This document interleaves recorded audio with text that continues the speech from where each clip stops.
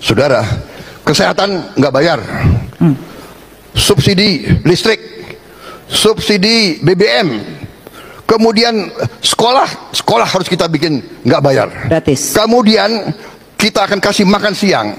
Kemudian, saudara-saudara, kita harus berani seperti negara lain. Angkutan di kota-kota besar, kalau perlu subsidi 100%. Wah, udah banyak. Jadi saya setuju kita bisa tambah.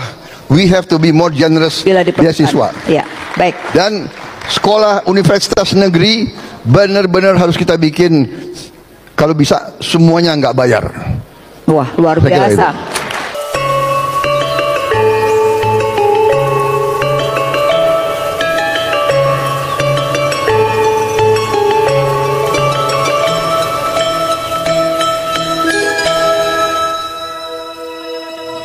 Para sahabat yang berbahagia, itu di antara janji yang pernah disampaikan Prabowo Subianto saat kampanye.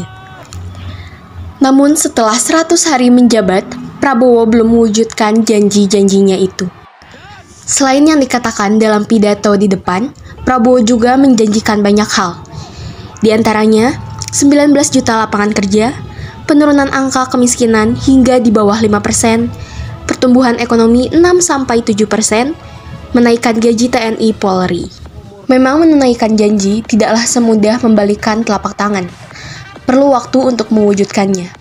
Mungkin 1 tahun, 2 tahun, bahkan bisa sampai menjelang berakhir masa jabatan, janji itu baru bisa diwujudkan. Tapi di tahun-tahun awal minimal sudah progres, langkah awal menuju janji. Jangan sampai janji hanya tinggal mimpi. Jangan sampai kenyataan yang sudah berlalu terulang lagi. Karena sesungguhnya itu sangat memalukan.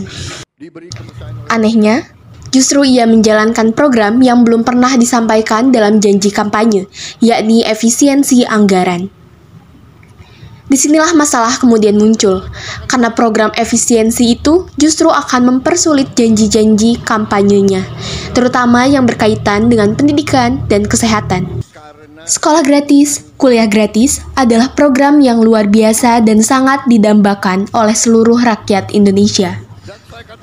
Akan tetapi, bagaimana program itu akan berjalan, sementara efisiensi di bidang pendidikan mengharuskan anggaran pendidikan berkurang 10%, 8%, atau berapapun yang dicadangkan oleh pemerintah. Ini berarti anggaran pendidikan yang ditargetkan 20% akan berkurang menjadi 10% atau 12%. Yang akan terjadi bukan sekolah dan kuliah gratis, tetapi biaya kuliah akan mengalami kenaikan, ditutupnya beasiswa dalam dan luar negeri dari pemerintah, bahkan boleh jadi sekolah gratis yang selama ini sudah berjalan bisa batal di tengah jalan. Janji adalah hutang. Artinya apa yang dijanjikan harus dipertanggungjawabkan.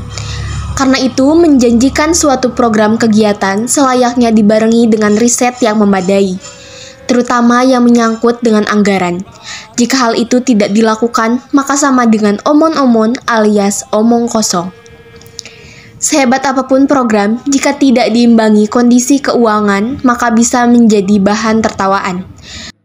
Dalam konteks ini, efisiensi mestinya menjadi program utama tugas pemerintahan Prabowo. Jika program efisiensi itu berhasil, maka akan membuahkan program kegiatan atau janji-janji politik yang anggarannya hasil efisiensi. Apa yang terjadi sekarang adalah kebalikannya. 6 program yang disebut di awal video ini, yang memang memerlukan anggaran yang tidak sedikit, akan pupus digilas oleh program efisiensi.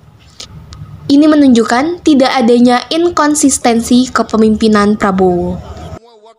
Jadi, efisiensi itu penting, tapi tidak untuk hal-hal yang menyentuh hajat hidup rakyat seperti pendidikan dan kesehatan.